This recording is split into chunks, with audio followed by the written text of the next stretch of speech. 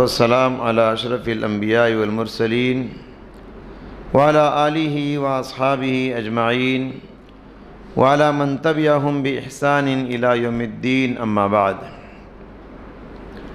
أعوذ بالله من الشيطان الرجيم بسم الله الرحمن الرحيم وكأي من آية في السماوات والأرض يمرون عليها وهم عنها معرضون وما يؤمن أكثرهم بالله إلا وهم مشركون۔ محترم بھائیوں، ماں اور بہنوں، تیسری تاخرات میں ہم شب گزاری کر رہے ہیں۔ بہت ہی عبادت کا موقع ہے۔ راتوں میں جاگنا بڑی عبادت ہے۔ بستر کی قربانی، نیند کی قربانی، آرام کی قربانی بہت بڑی عبادت ہے۔ جاگنا، یہ کس کے لیے جاگ رہے ہیں ہم؟ یہ جنت کے لیے جاگ رہے ہیں۔ یہ جاگنا اللہ کے لیے ہے۔ دنیا میں بہت سارے لوگ جاگتے ہیں برائیاں کرنے کے لیے، جاگتے ہیں گناہ کرنے کے لیے، جاگتے ہیں ناجائز قسم کی چیزیں دیکھنے کے لیے، لیکن آپ جو جاگ رہے ہیں یہ بہت مبارک جاگنا ہے۔ یہ آپ جنت کے لیے جاگ رہے ہیں۔ تو اس جاگنے میں صرف باتیں کرتے ہوئے ٹائم پاس نہیں کرنا ہے، ہم جو جاگ رہے ہیں اس میں عبادت کرنا ہے۔ 1000 مہینوں سے بڑھ کر فضیلت والی رات آپ کو اگر حاصل کرنا ہے تو اس میں عبادت کرنا ہے۔ کتنی بڑی بات ہے، ذرا سوچئے۔ 2-3 دن سوئے بغیر اگر آپ جاگیں گے تو حالت کیا ہوتی ہے؟ انسان بستر چڑھ جاتا ہے، بیمار پڑ جاتا ہے۔ 2-3 دن، 1000 مہینے جاگ کر عبادت کرنا کتنا مشکل ہے۔ تو اتنا ثواب اللہ تعالیٰ صرف ان طاق راتوں میں ہم کو نصیب کر رہا ہے۔ اسی کو شب قدر کہتے ہیں یا لیلۃ القدر کہتے ہیں۔ اس کا معنی ہے عزت والی رات، قدر والی رات۔ لہذا اس رات کی عزت کرو، اس رات کی قدر کرو۔ اس رات کی عزت جاگنے میں ہے، عبادت کرنے میں ہے۔ تو لہذا ایک دن زندگی میں آنے والا ہے، وہاں جاگنے کا موقع نہیں، وہاں سونا ہے۔ اسی کا نام قبر ہے۔ قبر میں آپ کو نماز کا موقع نہیں ہے، قبر میں آپ کو روزے کا موقع نہیں ہے، قبر میں آپ کو عبادت کا موقع نہیں ہے۔ نیک بندوں کو قبر میں کہا جائے گا نم کنومت العروس، دلہن کی طرح آرام سے سو جاؤ۔ قبر میں ہم سونے کے لیے جاتے ہیں۔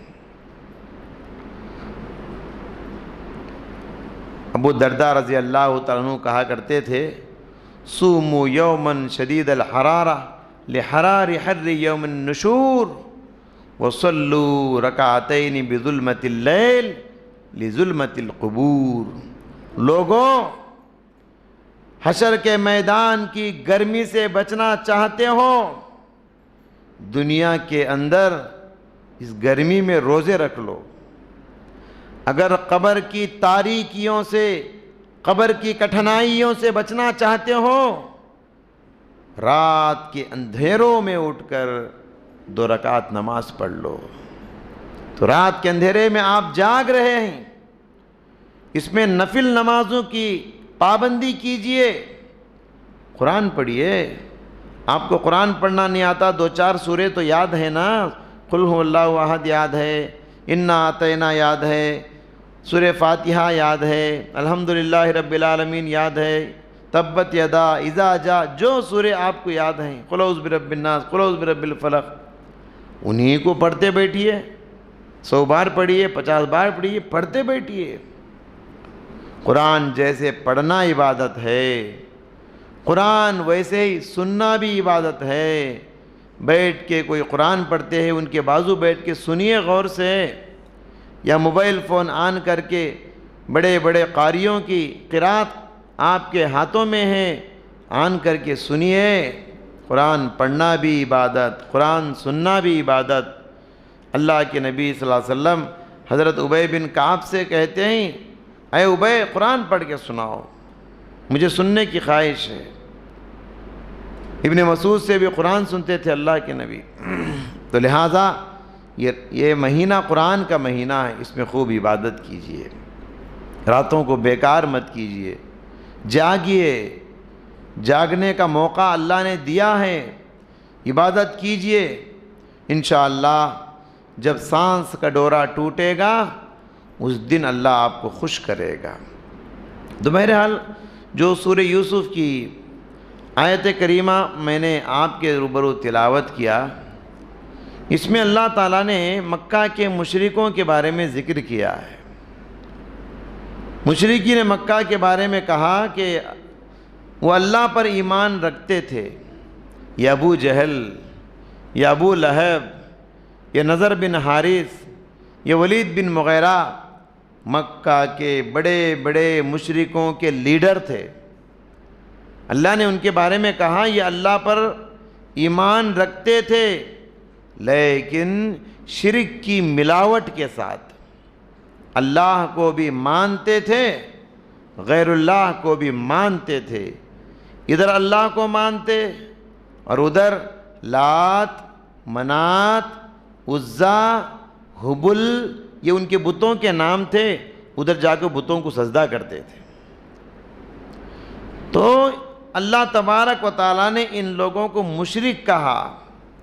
ربوبیت کے سلسلے میں وہ پکے مومن تھے، اللہ پر ایمان ان کا بالکل پکا تھا۔ ربوبیت کے سلسلے میں، ربوبیت کا مطلب ہے پیدا کرنے والا، صحت دینے والا، بیماری دینے والا، موت دینے والا، عزت دینے والا، دولت دینے والا، بچے دینے والا، کائنات کا کرتا دھرتا سب کچھ اللہ ہے۔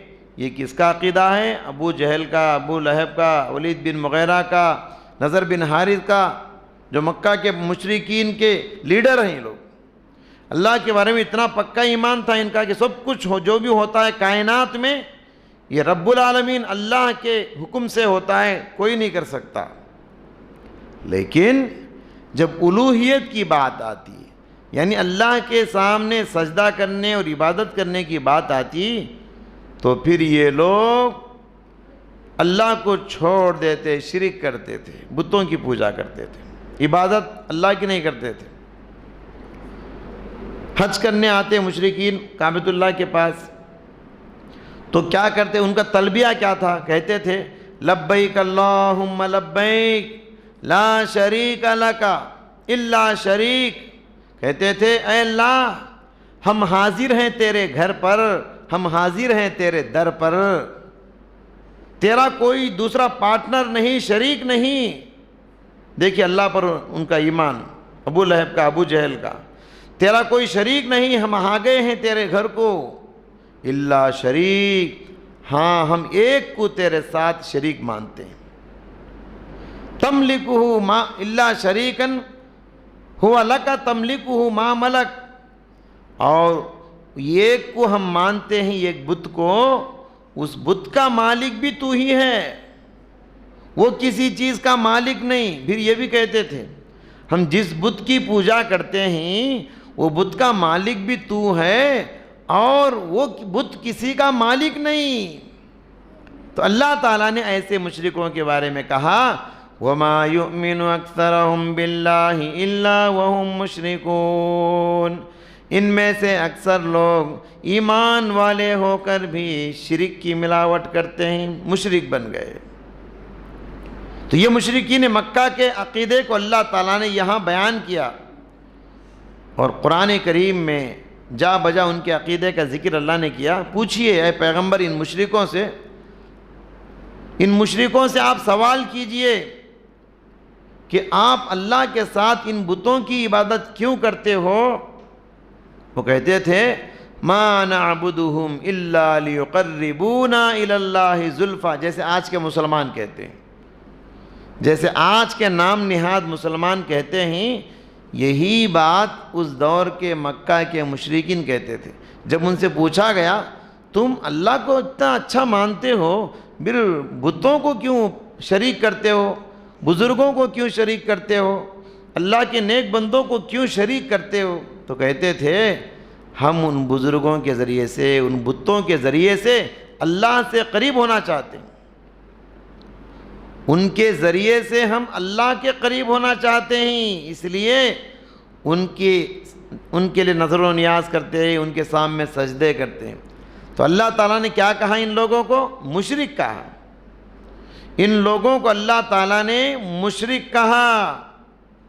قرآن کریم نے وَلَئِن سَأَلْتَهُم مَّنْ خَلَقَ السَّمَاوَاتِ وَالْأَرْضِ، پھر اللہ نے کہا اے پیغمبر ان مکہ کے مشرکوں کو پوچھئے آسمان کو کس نے پیدا کیا، زمین کو کس نے پیدا کیا، سورج کو کس نے پیدا کیا، چاند کو پیدا کس نے کیا؟ تو وہ کہتے تھے لَيَقُولُنَّ اللَّهُ، مشرکین مکہ کا جواب ہے سب کو پیدا کرنے والا اللہ ہے۔ ایک اور مقام پر کہا وَلَئِن سَأَلْتَهُم مَّن نَّزَّلَ مِنَ السَّمَاءِ مَاءً فَأَحْيَا بِهِ الْأَرْضَ بَعْدَ مَوْتِهَا، اے پیغمبر ان سے پوچھئے آسمان سے پانی کون برساتا ہے، اس پانی سے نیچے زمین سے پودے کون اگاتا ہے، جھاڑ کون بناتا ہے؟ لَيَقُولُنَّ اللَّهُ، اس کا جواب بھی کیا ہے؟ وہ کہتے تھے مشرکین کہ اللہ ہے، اللہ ہی سب کچھ کرنے والا ہے۔ تو یہ اللہ کے بارے میں مکہ کے مشرکین کا عقیدہ، ابو لہب کا، ابو جہل کا عقیدہ۔ ایسوں کو قرآن کیا کہتا ہے؟ مشرک کہتا ہے۔ عام طور پر مفسرین اکرام، قرآن کی تفسیر کرنے والے، ان آیتوں کو ذکر کرنے کے بعد لکھتے ہیں کہ ان آیتوں سے مراد مکہ کے مشرکین ہیں۔ لیکن افسوس آج بہت سارے مسلمان اس آیت کے مصداق ہیں۔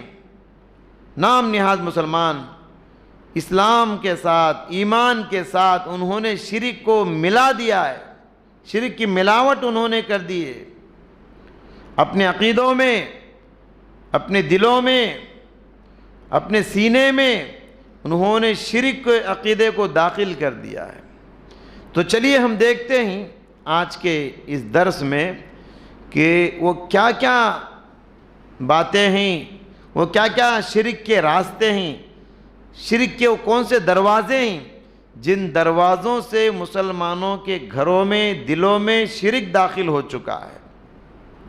سب سے پہلی بات، صالحین کے سلسلے میں غلو، یعنی اللہ کے جو نیک بندے ہوتے ہیں ان کے سلسلے میں غلو کرنا، حد سے بڑھ کر ان کی چاہت۔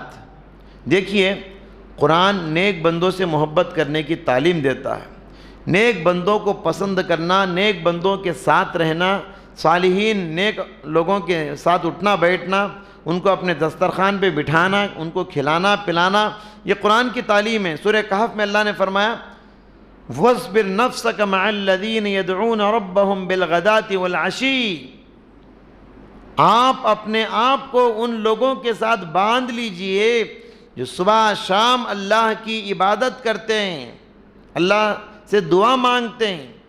تو نیک لوگوں کے ساتھ رہنے کی تعلیم دی گئی، اس کو کہتے ہیں شخصیت پسندی۔ شخصیت پسندی یعنی شخصیت کو پسند کرنا اچھی بات ہے، لیکن اسی شخصیت پسندی کے راستے سے شیطان نے شخصیت پرستی میں مبتلا کیا۔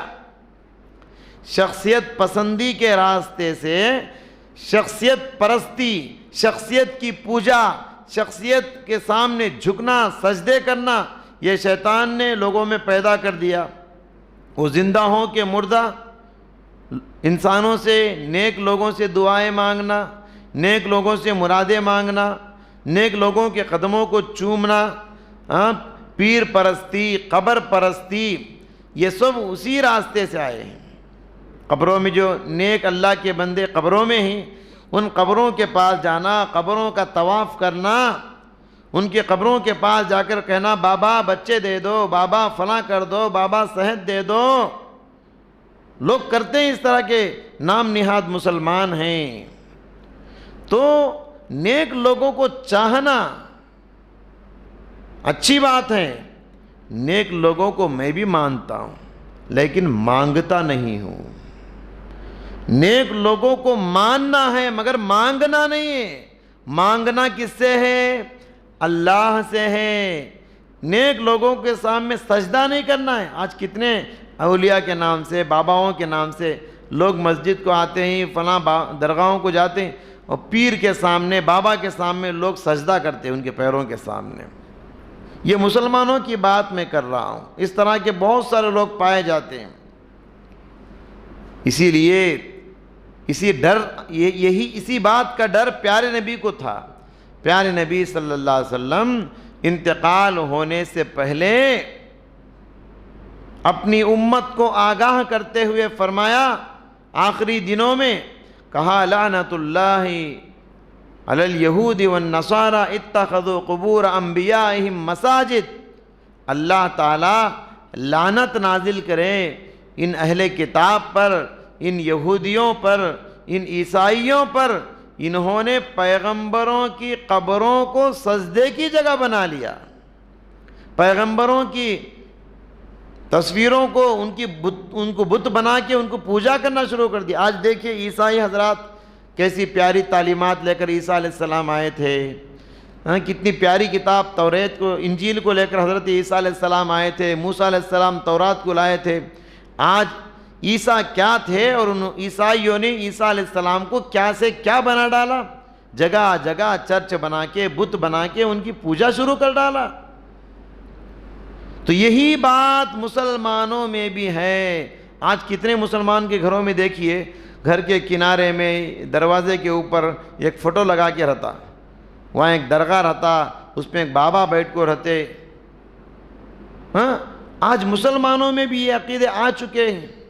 سوچے سمجھے بغیر شیطان پیر پرستی میں، درگاہ پرستی میں، لوگوں کو قبر پرستی میں مبتلا کر رہا ہے۔ اس فتنے سے اپنے آپ کو بچانے کی ضرورت ہے۔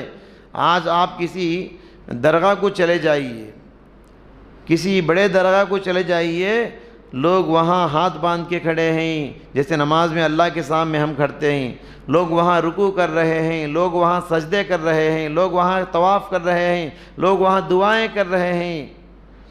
جتنی برائیاں ہو سکتی ہیں آپ وہاں جا کے دیکھ سکتے ہیں۔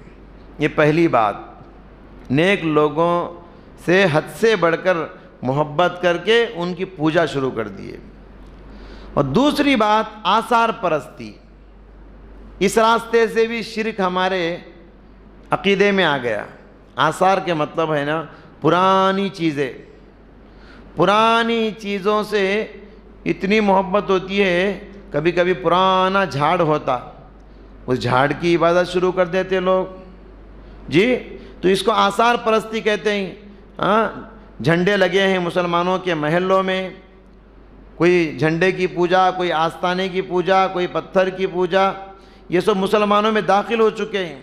فتح مکہ کے موقع پر حنین کی طرف اللہ کے نبی صلی اللہ علیہ وسلم جا رہے تھے، وہاں پرانے زمانے کا ایک جھاڑ تھا، اس جھاڑ کو ذات و انوات کہتے تھے، یعنی زمانے جاہلیت کے لوگ اس جھاڑ کو بابرکت سمجھتے تھے، گزرتے ہوئے اس جھاڑ کے نیچے کچھ دیر بیٹھ کے جاتے، اور کبھی کبھی اپنے سامان کو اس جھاڑ پہ لٹکاتے برکت سمجھ کے۔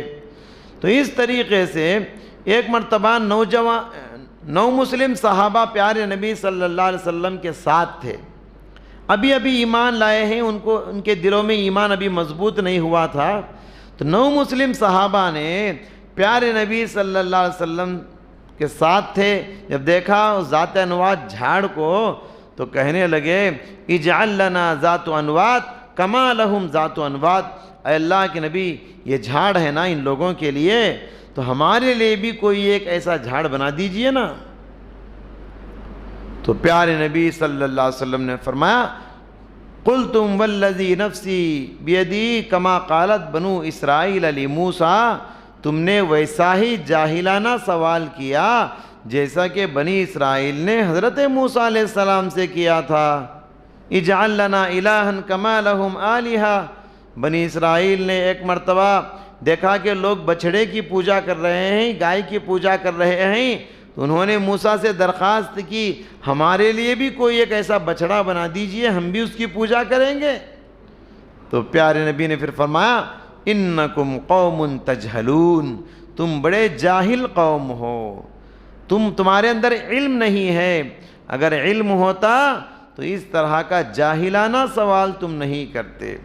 تو معلوم یہ ہوا آج دیکھیے مسلمانوں کے محلوں میں بھی جھنڈے کے جھاڑ جگہ جگہ لگے ہوئے ہیں، لوگ وہاں لے جا کے جھنڈے گاڑتے ہیں، اسے سندل لگاتے ہیں، اس کے اطراف پھرتے ہیں، اس میں ہانڈی میں پیسے ڈال کے آتے ہیں اور وہاں جا کے دعائیں مانگتے ہیں، کیا مرد کیا عورت سب جاتے ہیں۔ تو اس طرح کے جھاڑوں کی عبادت بھی غیر مسلموں سے ہوتے ہوتے مسلمانوں میں بھی آ گئی ہے۔ غیر مسلموں کے پاس تلسی کے جھاڑ کی بڑی اہمیت ہے، اس کی پوجا کرتے ہیں، سامنے رکھتے ہیں۔ ویسے ہی ایک اور جھاڑ یہ 8-10 سال پہلے اس کی پوجا نہیں ہوتی تھی، اب شروع ہو گئی ہے۔ پوجا تو نہیں بلکہ اس کے سلسلے میں عقیدے ہوتے ہیں مسلمانوں کے، وہ غیر مسلموں کی طرح ہاتھ جوڑ کے تو پوجا نہیں کرتے مسلمان، لیکن دل میں عقیدے ویسے ہی ہوتے ہیں۔ یہ جھاڑ رکھے تو فائدہ ہے، یہ جھاڑ نہیں تو نقصان، یہ جھاڑ سے نظر لگتی نہیں۔ وہ جھاڑ کیا ہے؟ کلبندے کا۔ آپ دیکھیے کون سا گھر ہے کلبندے کا جھاڑ نہیں ہے؟ تو میں غیر مسلموں کی بات نہیں کر رہا ہوں، اپنے مسلمان بھائی بہنوں کی بات کر رہا ہوں۔ یا تو اوپر لٹکائیں گے ایسا، یا تو کنڈی میں رکھیں گے، سامنے رہنا، ادھر نہیں رہنا ہو۔ کتنے لوگ رکھے ہیں؟ جھاڑ میں کوئی عیب نہیں، جھاڑ میں فائدے بہت ہیں، دوائی کے طور پہ آپ استعمال کر سکتے ہیں کلبندے کو بھی، لیکن اس دوائی کے طور پہ نہیں، عقیدے کے طور پہ جھاڑ سامنے رکھتے ہیں۔ فوراً ان کنڈیوں کو گھروں کے سامنے سے نکالو، فوراً ان جھاڑوں کو اپنے گھروں کے سامنے سے ختم کرو۔ یہ عقیدے لوگوں میں پھیلتے جا رہے ہیں اور جہاں بھی دیکھو ان کو سمجھاؤ، آپ سمجھ رہے ہیں نا؟ تو حضرت عمر رضی اللہ تعالیٰ عنہ ایک جھاڑ کو جڑ سے کاٹ دیے۔ تو کون سا جھاڑ وہ؟ اس جھاڑ کا ذکر قرآن میں آج بھی ہے۔ اللہ کے نبی صلی اللہ علیہ وسلم اس جھاڑ کے نیچے بیٹھ کے صحابہ کرام سے بیعت لیے۔ اللہ تعالیٰ نے آسمان سے اعلان نازل کیا، اس جھاڑ کے نیچے جتنے بھی لوگ بیٹھ کے بیعت کیے، اللہ نے سب کی مغفرت کا اعلان کر دیا، سب کے حق میں جنت کی بشارت سنا دیا۔ کون سی آیت ہے وہ؟ لَقَدْ رَضِيَ اللَّهُ عَنِ الْمُؤْمِنِينَ إِذْ يُبَايِعُونَكَ تَحْتَ الشَّجَرَةِ، اللہ راضی ہو گیا ان مومنوں سے جو اس جھاڑ کے نیچے بیٹھ کے بیعت کر رہے ہیں۔ سمجھ رہے ہیں؟ تو کتنا مبارک جھاڑ ہوگا جس کا ذکر قرآن میں ہے۔ حضرت عمر کا زمانہ جب آیا تو انہوں نے دیکھا لوگ اس جھاڑ کو بڑا برکت والا سمجھتے ہیں اور آ کے بیٹھتے ہیں، 2 رکعت نماز پڑھتے ہیں۔ اچھا کام ہے، نماز پڑھنا اچھی بات ہے، غلط نہیں ہے، لیکن حضرت عمر کی نگاہیں بہت دور تک دیکھتی تھی، وہ بصیرت والی نگاہوں سے دیکھتے تھے۔ کیا کیے حضرت عمر؟ راتوں رات جھاڑ کو زمین سے نکال دیے، جڑوں سے کاٹ دیے۔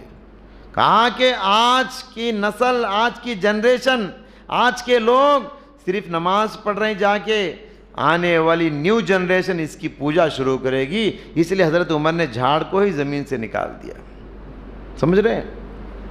تو یہ چیز مسلمانوں میں بھی ہے، اس کو ختم کرنا ہے، یہ چیز اچھی بات نہیں ہے۔ جھاڑوں سے فائدہ، جھاڑوں سے نقصان۔ اگر کوئی گھر میں انتقال ہو گیا، بعض لوگ ہیں آتے گھر کو دیکھنے کے لیے میت کو، آ کے بولتے یہ کیا جی، یہ گھر کے سامنے جھاڑ کیا، اسی لیے وہ مر گیا۔ سو جھاڑ سے کوئی مرتا، جھاڑ سے نقصان ہے، جھاڑ سے فائدہ ہے۔ تو اس طرح کے عقیدے لوگوں میں پائے جاتے ہیں، فلاں جھاڑ رہنا، فلاں جھاڑ نہیں رہنا، وہ جھاڑ ادھر رہنا ادھر نہیں رہنا، یہ سب عقیدے ختم کیجئے۔ فائدے اور نقصان کا مالک اللہ ہے۔ نمبر 3، تیسری بات، پہلی بات کیا بتایا؟ نیک لوگوں کے سلسلے میں حد سے بڑھ کر محبت اور ان کی پوجا۔ اور دوسری بات آثار پرستی، آثار پرستی کی وجہ سے بھی بہت سارے لوگ ہیں نا شرک کے شکار ہوتے ہیں۔ تیسری جو ہے ستارہ پرستی، لوگوں میں بہت مشہور ہے، فلاں آدمی کا ستارہ بہت گھٹ ہے جی، فلاں آدمی کا ستارہ کیا بھی نہیں، بہت کمزور۔ کون تو آدمی جا رہا تھا راستے میں، اچانک ایکسیڈنٹ سے بچ گیا، بولتے ستارہ بہت گھٹ ہے اس کا، بچ گیا انہیں۔ کوئی آدمی کو نقصان ہو گیا، بولتے ستارہ کمزور ہے اس کا، کیا کریں گے، آزمائش آتے ہیں اسے، تکلیف روز آ رہے ہیں اسے۔ یہ ستارہ جو ہے یہ شرک کا عقیدہ ہے جی، سمجھ رہے ہیں؟ شادی کا رخہ ہوتا نا، اس پہ بعض لوگ لکھتے دیکھے رہیں گے آپ اردو میں، فلاں کی دختر نیک اختر۔ یہ اختر ستارے کا نام ہے۔ اختر کیا ہے؟ ستارے کا نام ہے۔ دختر نیک اختر، دختر کے معنی بیٹی، نیک اختر مطلب کیا ہے؟ فلاں کی بیٹی کا ستارہ بڑا اچھا ہے، جو دلہن بننے جا رہی ہے، نئے گھر کو آباد کرنے جا رہی ہے، اس لڑکی کا، اس دلہن کا ستارہ بہت اچھا ہے، آگے بڑھ سکتے آپ، سمجھ رہے ہیں؟ تو یہ چیز مسلمانوں میں پائی جاتی ہے، تو اس چیز کو بھی ختم کرنا چاہیے۔ ستاروں کی وجہ سے اس کائنات میں، اس زمین پہ حادثات ہوتے ہیں، ستاروں کی وجہ سے اس زمین پہ تبدیلیاں ہوتی ہیں، ستاروں کی وجہ سے کسی کو بیماری ملے، کسی کو صحت ملے، کسی کا کاروبار میں ترقی ہو، کسی کو کاروبار میں نقصان ہو، یہ ستاروں کی وجہ سے ہوتا ہے۔ یہ عقیدہ مسلمانوں میں پایا جاتا ہے۔ پیارے نبی صلی اللہ علیہ وسلم ایک مرتبہ صحابہ کے ساتھ سفر میں تھے۔ یہ عقیدے آج کے نہیں، پرانے زمانے میں بھی تھے، حضرت ابراہیم علیہ السلام کے زمانے میں بھی تھے جی۔ چاند کی پوجا، سورج کی پوجا، ستاروں کی پوجا، آج بھی غیر مسلموں کو دیکھیے، صبح سورج نکلتا ہے کھڑے ہو جاتے ہیں آنکھ بند کر کے، سورج کی طرف چہرہ کر کے، سمجھ رہے ہیں؟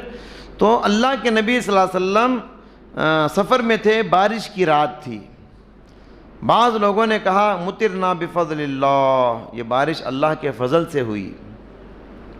سچ ہے، بارش اللہ کے فضل سے ہوتی ہے۔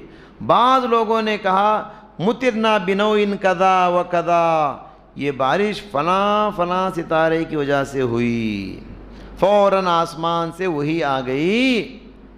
پیارے نبی صلی اللہ علیہ وسلم نے فرمایا، اللہ تعالیٰ کہتا ہے اصبح من عبادی مؤمن بی و کافر بالکواکب، میرے کچھ بندے اس حال میں صبح کیے کہ میرے اوپر ایمان لائے، ستاروں کے ساتھ کفر کیے۔ وَأَصْبَحَ مِنْ عِبَادِي مُؤْمِنٌ بِالْكَوَاكِبِ وَكَافِرٌ بِي، اور کچھ بندے اس حال میں صبح کیے وہ ستاروں پر ایمان لائے، میرے ساتھ کفر کیے۔ تو یہ عقیدہ اس زمانے میں بھی پایا جاتا تھا، تو لہٰذا ہم کو ان سب چیزوں سے دور رہنا ہے۔ نیوز پیپر آتا ہے، اردو کا نیوز پیپر ہوتا ہے، اس میں ایک کالم ہوتا ہے ستاروں کا کھیل، ستاروں کا کھیل۔ اس میں کہتے ہیں اگر با سے تمہارا نام شروع ہوگا تو یہ ہوگا، جیم سے تمہارا نام شروع ہوگا تو یہ ہوگا۔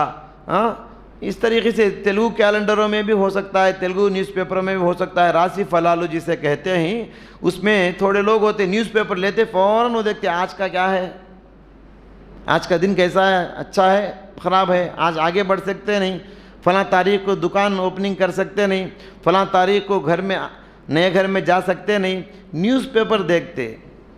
غیروں کا عقیدہ ہے جی وہ، تم کیوں دیکھ رہے ہو؟ ایسے نیوز پیپروں کو گھروں میں آنے نہ دو جس کی وجہ سے ہمارے اور ہمارے بچوں کے عقائد پہ ڈاکہ پڑتا ہے۔ شیطان ان کے ذریعے سے ہمارے عقیدے کو چراتا ہے، ہمارے ایمان کو ڈاکہ ڈالتا ہے۔ تو لہٰذا یہ نجوم پرستی، ستارہ پرستی، یہ سب غلط ہے۔ اس راستے سے بھی شیطان ہمارے گھروں میں شرک کو داخل کرتا ہے۔ نمبر 4، بدشگونی کا عقیدہ۔ بدشگونی کا مطلب کیا ہے؟ نحوست کا عقیدہ، کسی سے برا گمان لینا، بدگمانی لینا۔ کچھ لوگ ہوتے کیا کہ مولوی صاحب آج کون سا کام بھی ہوتا نہیں، صبح صبح کس کا منہ دیکھا کہ میں، یہ عقیدہ کس کا منہ دیکھے تو کیا ہوتا جی۔ تھوڑے لوگ بولتے صبح اٹھتے فلاں عورت کا منہ دیکھا، میرا کام آج ہوتے نہیں ہے، صبح اٹھتے فلاں فقیر کا منہ دیکھا، کون سا کام بھی ہوا نہیں۔ یہ سب غلط عقیدے، سمجھ رہے ہیں؟ اسی لیے کچھ لوگ کیا کرتے معلوم، کچھ مسلمان اب سو جاتے نا، صبح ہوتے اچھا چیز دیکھنا، بولو کعبۃ اللہ رکھ لے کے سو جاتے تکیے کے نیچے، کعبۃ اللہ کا فوٹو۔ صبح اٹھتے ہنکیا ہم کھولتے نہیں، اسے نکالتے پہلے اندر سے، نکال کو سامنے میرے کو ہنکیا کھولتے، ہاں کعبۃ اللہ دیکھا پہلے، ہاں کام اچھا ہوتا آج۔ ایسے لوگ بھی ہیں، عجیب عجیب قسم کے عقیدے لوگوں کے اندر پائے جاتے ہیں۔ کعبے کو دیکھنے سے کیا ہوتا؟ ہاں کچھ لوگ ہیں سامنے سے بلی گزر گئی، سفر سے واپس ہو جاتے، کیا جی جا رہے تھے نا سفر کو، ٹکٹ بنا لیے پھر واپس آ گئے کیا؟ نہیں مولوی صاحب بلی آ گئی، کالی بلی سامنے، نہیں جانا سفر میں۔ یہ بدشگونی کا عقیدہ۔ پرانے زمانے میں، زمانے جاہلیت میں کیا ہوتا تھا، سفر پہ نکلنے سے پہلے پرندے کو پکڑتے، پرندے کو ایسا اڑاتے اوپر، پرندہ سیدھے ہاتھ کی طرف گیا، ہاں سفر بہت اچھا ہے، چل جاتے۔ اگر وہ پرندہ بھول کے بھی لیفٹ سائڈ گیا، بولتے سفر آج نہیں کرنا، مل کو آتا نہیں، پرندہ ادھر گیا ہے۔ تو یہ عقیدے۔ کچھ لوگ ہیں پرانے زمانے کے عقیدے تھے، الو کسی کے گھر پہ بیٹھ کے پکارتا تو سمجھتے تھے خرابی آ گئی گھر کی، وہ بیٹھ کو پرندہ پکارتا ہے اس کے گھر پر، کوا پکارے تو کیا ہو، الو پکارے تو کیا ہوتا ہے اس سے۔ تو یہ عقیدے بدشگونی کا عقیدہ اسے کہتے ہیں۔ کچھ لوگ یہی عقیدہ دنوں کے ساتھ جوڑے، اوقات کے ساتھ جوڑے، فلاں دن مل کو نہیں آتا، فلاں دن پیسے نہیں دینا، فلاں دن پیسے نہیں لینا۔ آٹو نگر والوں کو اچھا معلوم مجھ سے زیادہ، جی فلاں مہینے میں شادی نہیں کرنا، فلاں ہفتے میں شادی نہیں کرنا۔ کتنے لوگ ہیں شادی کرے تو اتوار پیر جمعرات جمعہ، پھر باقی دنوں میں کرتے نہیں۔ منگل کیا ہوا جی، چار شنبہ کیا ہوا، کس نے کہا برا ہے، وہ غلط بات ہے، ہر دن اچھا ہے۔ اور کچھ لوگ ہیں غیر مسلموں کے پاس ایک عقیدہ ہے، شادی کا ٹائم بھی مقرر کرتے انہوں، کیا کرتے، اب وہ جاتے اس کے پاس، وہ بولتا رات کے 3:03 پہ رکھنا، اب اسی ٹائم پہ ہوتا، سب سوتے رہتے، مارتے رہتے انہوں باجے، سمجھ رہے ہیں کیا؟ تو یہ عقیدہ مسلمانوں میں بھی ہے۔ 12 بج گئے نکاح پڑھانا نہیں، رکو کون بولا 12 بجے نکاح نہیں پڑھنا بول کے؟ تو اس طریقے سے یہ ٹائم اچھا، یہ ٹائم خراب، یہ دن اچھا، یہ دن خراب، یہ مہینہ اچھا، یہ مہینہ خراب، یہ عقیدے نحوست کا عقیدہ اسے کہتے ہیں۔ بعض لوگ کہتے ہیں شوال میں شادی نہیں کرنا، بعض لوگ کہتے ہیں محرم میں شادی نہیں کرنا، جی بعض لوگ کہتے ہیں رمضان میں شادی نہیں کرنا۔ پیارے نبی صلی اللہ علیہ وسلم کی شادی رمضان میں بھی ہوئی، غالباً ام حبیبہ کی شادی، اور پیارے نبی صلی اللہ علیہ وسلم کی شادی شوال میں بھی ہوئی، حضرت عائشہ صدیقہ رضی اللہ تعالیٰ عنہ کی۔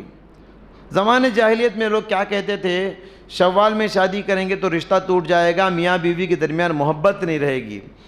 تو اس طرح کا عقیدہ رکھنے والے لوگوں پر ضرب لگاتے ہوئے حضرت عائشہ رضی اللہ تعالیٰ عنہ فرماتی ہیں کہ لوگوں تم کہتے ہو شوال میں شادی کرنا یہ منحوس ہے، نہیں کرنا چاہیے، مجھے بتاؤ پیارے نبی کی 11 بیویاں ہیں، پیارے نبی کی محبت کا جو حصہ مجھے ملا ہے کس کو ملا؟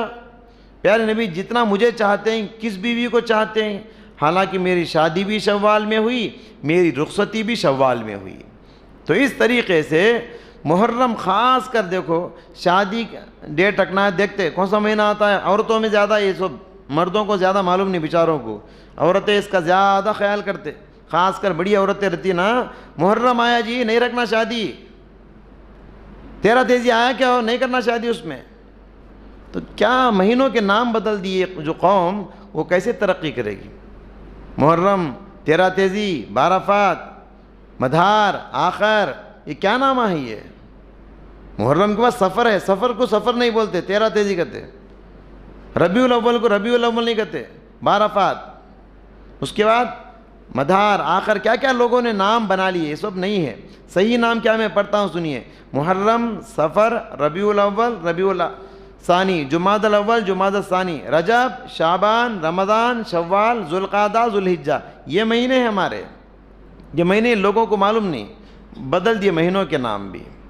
تو اس طریقے سے ہر مہینہ اچھا، ہر ہفتہ اچھا، ہر دن اچھا، ہر گھڑی اچھی، ہر آن، ہر وقت اچھا ہے۔ تو یہ وقت خراب ہے، مہینہ خراب ہے، یہ عقیدے جو ہے مسلمانوں کے اندر ختم کرنا ہے۔ اب تک بہت عقیدے ہم نے خراب کر لیے، اب تو سدھرنا ہے، اللہ پر ایمان مضبوط کرنا ہے۔ ہر دن اچھا ہے، ہر مہینہ اچھا ہے۔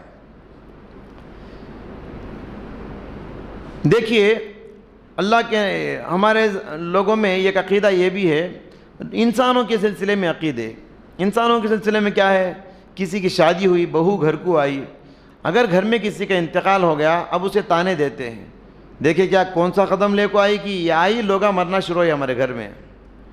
تو یہ کیا، یہ بھی بدشگونی کا عقیدہ ہے۔ کسی کے آنے سے، کسی کے جانے سے ہمارے گھروں میں اس طرح کے حادثے نہیں ہوتے، اللہ تعالیٰ چاہتا ہے تو ہوتا ہے۔ پیارے نبی نے اس عقیدے کے بارے میں فرمایا الطیرۃ شرکن، بدشگونی کا عقیدہ شرک ہے، بدشگونی کا عقیدہ شرک ہے۔ پھر فرمایا اللہ تعالیٰ نے وَإِن يَمْسَسْكَ اللَّهُ بِضُرٍّ فَلَا كَاشِفَ لَهُ إِلَّا هُوَ، اگر تم کو اللہ نقصان پہنچانا چاہتا ہے، دنیا پوری مل کے آپ کو فائدہ نہیں کر سکتی۔ وَإِن يُرِدْكَ بِخَيْرٍ فَلَا رَادَّ لِفَضْلِهِ، اگر اللہ آپ کو فائدہ پہنچانا چاہے، ساری دنیا مل کے آپ کا نقصان نہیں کر سکتی۔ تو فائدے اور نقصان کا مالک کون ہے؟ اللہ ہے۔ کوئی دن میں فائدہ نقصان نہیں، کوئی وقت میں فائدہ نقصان نہیں، فائدہ اور نقصان اللہ کے ہاتھ میں ہے۔ یہ عقیدہ مضبوط کر لینا چاہیے۔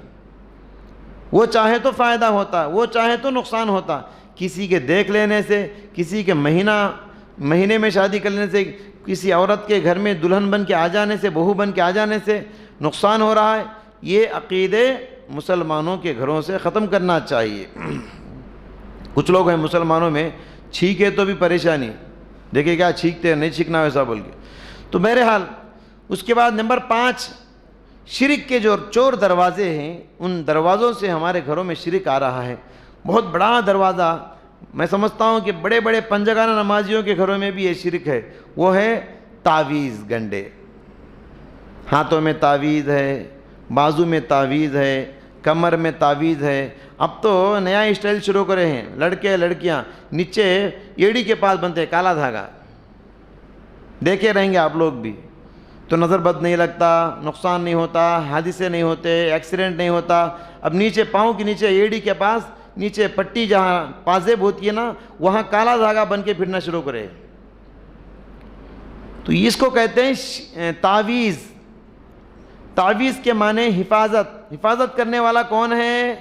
اللہ ہے۔ پناہ دینے والا کون ہے؟ اللہ ہے۔ دھاگے میں کیا ہے جی؟ دھاگا بنانے والا اللہ ہے، اس سے پناہ مانگو آپ، وہ اللہ تعالیٰ تم کو حفاظت کرے گا۔ تو تعویذ گنڈوں کے راستوں سے بھی شرک ہمارے گھروں میں داخل ہو رہا ہے، سمجھے کیا؟ نقصان سے بچنے کے لیے اچھے اچھے گھروں میں تعویذ گنڈے داخل ہو چکے ہیں۔ اللہ کے نبی صلی اللہ علیہ وسلم نے فرمایا من علق تمیمۃ فقد اشرک، جس نے بھی تعویذ لٹکایا اس نے شرک کیا۔ تعویذ کا مطلب صرف کالی ڈورش نہیں، جو بھی آپ اس عقیدے سے لٹکاتے ہیں کہ اس کی وجہ سے فائدہ ہوگا، اس کی وجہ سے نقصان سے بچیں گے، جو بھی لٹکاؤ، چاہے ناریل لٹکاؤ، چاہے پیٹھا لٹکاؤ، چاہے نیمبو لٹکاؤ، چاہے کالے بال لٹکاؤ۔ بعض لوگ گھروں میں 4 کونے میں 4 باٹلا لگا کر رہتے جی، تو جو بھی لٹکاؤ آپ اس عقیدے سے، جو بھی لٹکاتے ہیں آپ، وہ تعویذ ہے۔ پھر فرمایا کہ من علق تمیمۃ فقد اشرک، جس نے تعویذ لٹکایا اس نے شرک کیا۔ لہذا کچھ بھی لٹکانا نہیں گھروں میں۔ دعائیں ہماری حفاظت کرتی ہیں، گھر میں آتے وقت دعا پڑھو، بسم اللہ ولجنا بسم اللہ خرجنا وعلی ربنا توکلنا، اللہ آپ کو بچائے گا۔ گھر سے نکلتے ہیں دعا پڑھو، بسم اللہ توکلت علی اللہ لا حول ولا قوت الا باللہ۔ دروازہ بنتے ہیں، بسم اللہ بول کے دروازہ بند کرو۔ پیارے نبی نے فرمایا کسی چور میں وہ سکت نہیں، کسی جن میں اور شیطان میں وہ طاقت نہیں جو دروازہ کھول سکے، بسم اللہ میں وہ پاور ہے۔ یہ سب ہم کو ضرورت نہیں، وہ تاگے ہونا، وہ لال پیلے ڈوریاں ہونا، وہ نیمبوا ہونا، وہ کالی مرچی، وہ لال مرچی، یہ بالا، اس میں عقیدے آ گئے، بالا میں جم گئے ہمارے عقیدے جا کو، تو بدلنے کی ضرورت ہے۔ بہرحال دیکھیے تعویذ جو بھی لٹکاتے ہیں نا، عام طور پہ 3 قسم کے تعویذ رہتے۔ تعویذ کی کتنے قسمیں؟ 3 قسمیں ہیں۔ ایک قسم کیا ہے تعویذ کی؟ غیر مفہوم جملے۔ اب تعویذ جو لٹکاتے نا اس کے اندر کاغذ ڈال کے رہتا، کاغذ کھول کے پڑھو آپ، کیا بھی سمجھ میں آتا نہیں، الٹا پلٹا کر کو لکھو رہتے، تو غیر مفہوم جملے اس کے اندر لکھو رہتے ہیں، سمجھے کیا؟ بعض لوگ اس میں 786 لکھتے ہیں، گاڑیاں پہ 786، آٹو پہ 786، گھر میں 786، فون نمبر کا آخری میں 3 رہتے 786، دیکھے رہیں گے آپ بھی، یہ شرک کا عقیدہ۔ 786 کیا ہے معلوم؟ ابجد کا ایک علم ہے، وہ ایک حروف ہے، اس کے ایک ایک نام کا ایک نمبر نکالتے ہیں۔ میرا نام امین ہے، اس کا ایک نمبر نکال سکتے، الف کا ایک نمبر رہتا، میم کا ایک نمبر رہتا، یا کا ایک نمبر رہتا، نون کا ایک نمبر رہتا، اس کو جمع کریں گے تو اس کا ایک نمبر نکلتا اس کا۔ ویسے ہی یہ 786 کا جمع کریں گے تو اس کا نام آتا ہے ہری کرشنا۔ تو کتنے لوگ ہیں 786 اپنے گھروں میں لگا کے رکھے ہیں، وہ ہری کرشنا ہے، اس کا مجموعہ نکلتا ہے۔ تو اس طریقے سے بسم اللہ سمجھتے ہیں لوگ اس کو۔ تو یہ سب چیزیں ختم کرو، ایسے فون نمبر نکالو اپنے فون نمبر سے۔ تو اس طریقے سے یہ 786 بھی اس میں لکھو رہتا، غیر مفہوم جملے لکھو رہتے، تو یہ سب ختم کرنا ہے۔ کچھ لوگ اب کیا کرے 786 لکھو، بازوک ہے نا 92 کہتے، 92 بولتے کیا معلوم؟ محمد، مطلب انہوں کیا سمجھ رہے 786 اللہ ہے یا محمد ہے، ان کو نہیں معلوم یہ ہری کرشنا بول کے۔ تو اس طریقے سے لوگ اب ویسا بول تو سورہ فاتحہ کا بھی ایک نمبر نکلتا، اللہ اکبر نمبر پڑھ کے رکن چل جا سکتے ہیں۔ قرآن نازل ہوا ہے، پڑھنا ہے قرآن کو، نمبرہ لکھنا نہیں ہے، نمبرہ لٹکانا نہیں ہے۔ تو یہ سب غلط چیزیں ہیں، یہ تعویذ کی ایک قسم ہے۔ تعویذ کی دوسری قسم ہے دھاگے، کالا دھاگا، پیلا دھاگا، لال دھاگا، اجمیر شریف کا دھاگا، کسمور کا دھاگا، گیسو دراز کا دھاگا، نلور کے 12 شہید کا دھاگا، جاکو نانی جاکو آئی، دادا جاکو آئے، کیا جی کہیں کو پہنے گا تو ہماری نانی لا کو دی، تم کہیں کو پہنو جی دادا جی اجمیر شریف جا کے آئے وہاں سے لائے، سب نکالو جی، نہ نہیں نکالنا ہو۔ تو لوگوں میں اتنا عقیدہ ہے، میں کچھ لوگوں کو بولتا ہوں نہیں رکھنا جی، وہ نہیں مولوی صاحب وہ دادا لے کر آئے، نہیں نکالو، بولے نکالتے نہیں، نکالیں گے تو نقصان ہو، اتنا وہ دھاگے میں مضبوط عقیدہ ہوتا ہے، ابھی نکالتے نہیں اس کو۔ تو سمجھ رہے ہیں؟ تو تعویذ کی دوسری قسم ہے یہ دھاگے۔ بہت سارے نوجوان آپ دھاگے نہیں، پلاسٹک کے ہاتھ کیا گیس پہن لے کے پھرتے ہیں، یہاں یہ ہاتھ میں ایک، یہ ہاتھ میں لگا لے کے پھر رہے ہیں۔ یہ سب دیکھنے میں کیسے لگتے ہیں؟ غیر مسلم لگتے ہیں، ہمارے مسلمان بھی۔ تو یہ سب غلط بات ہے، یہ سب چیزوں کو ختم کرنا ہے۔ یہ دھاگے کی دوسری قسم ہے تعویذ کی۔ اسی طریقے سے تعویذ کی تیسری قسم ہے کنکر، سٹونز رہتے نا، کیا جی وہ تو انگوٹھی میں اس کا نگینے، اس کا جو نگینہ ہوتا ہے اس میں سٹون رہتا ہے، کہاں جی کہ تو فلاں درگاہ کو جا کو لائے سو یہ سٹون ہے، یہ میرے یہ انگوٹھی پہنے کرنے سے پورا ترقی ہو رہی ہے مجھے۔ وہ پتھر پہ عقیدہ، اس کے نگینے پہ عقیدہ، انگوٹھی کے نگینے پہ۔ بعض لوگ بولتے ہیں مکے کا پتھر ہے، مدینے کا پتھر ہے، کہاں کا پتھر ہے تو کیا جی؟ سب سے مبارک پتھر کون سا ہے؟ حجر اسود، جنت سے اترا سو پتھر، کیا بولتے ہیں اس کو؟ حجر اسود۔ تو حجر کو معنی پتھر ہے، اسود کے معنی کالا، وہ پتھر کالا رہتا نا، اس کو اس کا نام کیا رکھے؟ حجر اسود۔ تو بتاؤ حجر اسود سے بھی زیادہ عظمت والا، عزت والا کوئی پتھر دنیا میں ہے کیا؟ جب حجر اسود میں فائدہ اور نقصان نہیں، حالانکہ پیارے نبی نے کیا فرمایا؟ جو حجر اسود کو بوسہ دیتا ہے اس کے گناہ معاف ہو جاتے ہیں، اتنا بڑا پتھر ہے وہ۔ اس پتھر کے بارے میں ہمیں کیا عقیدہ دیا گیا؟ حضرت عمر رضی اللہ تعالیٰ عنہ اس پتھر کا بوسہ دے کے وہاں کھڑے ہو کے سارے لوگوں سے مخاطب ہو کر کہتے تھے واللہ انی اعلم انک حجر، اللہ کی قسم مجھے اچھی طرح معلوم ہے تو ایک پتھر ہے۔ سارے لوگوں کے سامنے حضرت عمر کہتے تھے میں اچھی طرح جانتا ہوں کہ تو ایک پتھر ہے، تیرے اندر فائدہ بھی نہیں نقصان بھی نہیں، لا تضر ولا تنفع، تو کسی کو نقصان نہیں کر سکتا، تو کسی کو فائدہ نہیں کر سکتا۔ ولولا انی رسول اللہ صلی اللہ علیہ وسلم یقبلک ما قبلتک، اگر میں رسول اللہ صلی اللہ علیہ وسلم کو تجھے بوسہ دیتے ہوئے پیار کرتے ہوئے نہ دیکھتا زندگی میں کبھی تجھے میں بوسہ نہیں دیتا، چونکہ یہ سنت ہے اس لیے مجھے تجھے بوسہ دینا پڑ رہا ہے۔ تو اتنا عظمت والا پتھر، فائدہ نقصان اس کے اندر نہیں ہے، تو یہ انگوٹھیوں کے اندر کہتے ہیں کہ اس پتھر کو لگانے کے بعد، یہ انگوٹھی پہننے کے بعد میری ترقی ہو رہی ہے، مجھے صحت مل رہی ہے۔ تو یہ بھی ایک تعویذ ہے، اس عقیدے کو بھی اپنے گھروں سے نکالنا ہے۔ اسی طریقے سے نمبر 6، عاملوں اور کاملوں کا فتنہ، یہ بھی شرک کا ایک دروازہ ہے۔ عامل کامل کا مطلب ہر گاؤں میں کچھ لوگ دکان کھول کے بیٹھے ہیں، تعویذہ رکھ لے کرتے سامنے، اب لوگ ان کے پاس جاتے دکان میں بیٹھتے، وہ ان کا نصیب کھولتے، ان کے بارے میں غیب کی باتیں بتاتے، تمہارے ساتھ ایسا ہونے والا ہے، تمہارے ساتھ ایسا ہونے والا ہے جی، اب شادی کا ڈیٹ رکھنا ہے ان کے پاس جاتے۔ تو یہ سب ہے نا عاملوں کا فتنہ ہے۔ پیارے نبی صلی اللہ علیہ وسلم نے فرمایا کہ من اتا کاہنا فسألہ عن شیء، جو کوئی بھی کسی کاہن کے پاس جاتا ہے اور کوئی بھی مسئلہ پوچھتا ہے، لم تقبل لہ صلاۃ 40 یوما، پیارے نبی نے فرمایا کہ اس کے 40 دن کی نماز قبول نہیں ہوئی، قبول نہیں ہوتی۔ پھر فرمایا کہ ومن اتا عرافا فصدقہ بما یقول، اگر کوئی کسی غیب دانی کا دعویٰ کرنے والے کے پاس جاتا ہے، کاہن کے پاس جاتا ہے، عامل کامل کے پاس جاتا ہے اور اس کی بتائی ہوئی بات پہ یقین بھی کر لیتا ہے، تو فرمائیں کہ فقط کفر بما انزل علی محمد صلی اللہ علیہ وسلم پر جو دین نازل ہوا تھا، جو دین نازل ہوا ہے اس کے ساتھ اس نے کفر کر دیا۔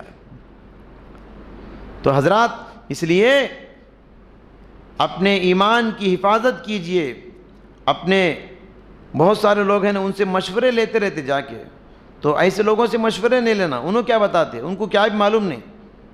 تو اپنے ایمان کی حفاظت کرو، اللہ تبارک و تعالی فائدے اور نقصان کا مالک ہے۔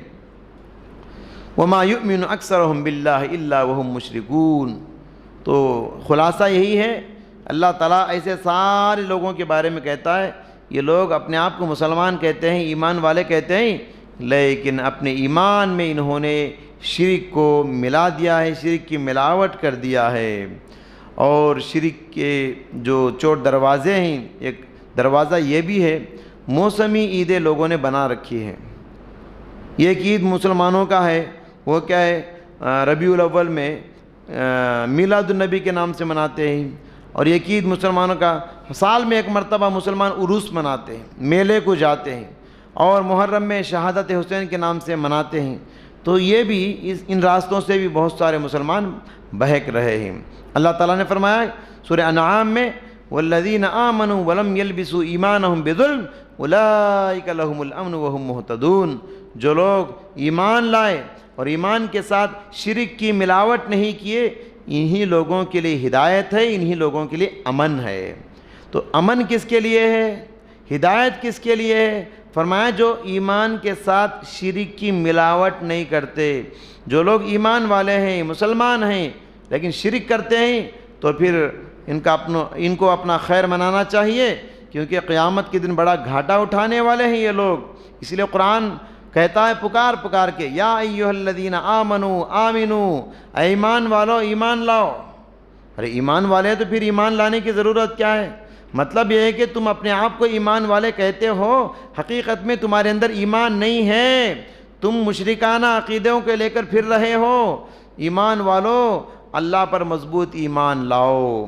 بہرحال یہ کچھ باتیں تھی جو مسلمانوں میں عقیدے کی خرابی پائی جاتی ہے، میں نے سمجھا کہ مناسب ہے ہمارے مسلمانوں کے عقیدے کو پاک کرے، اس شرکی عقیدوں سے صاف کرے، اور مسلمانوں کو پکے سچے مومن ہونا چاہیے، سارا بھروسہ صرف اللہ پر ہونا چاہیے۔ دعا ہے اللہ تعالیٰ سے، اللہ سبحانہ و تعالیٰ ہمارے ایمان کو مضبوط فرمائے، ہم کو بدعتوں سے، رسوم و رواج سے، شرکیات سے حفاظت فرمائے۔ ارے اللہ ہمارے اندر جو بھی گناہ ہے ہمارے گناہوں کو معاف فرما، اگر ہم سے اس طرح کے چھوٹے موٹے گناہ ہو گئے ہیں اے اللہ آئندہ سے ہم کو ان گناہوں سے بچنے کی توفیق عطا فرما۔ آمین وآخر دعوانا الحمدللہ رب العالمین۔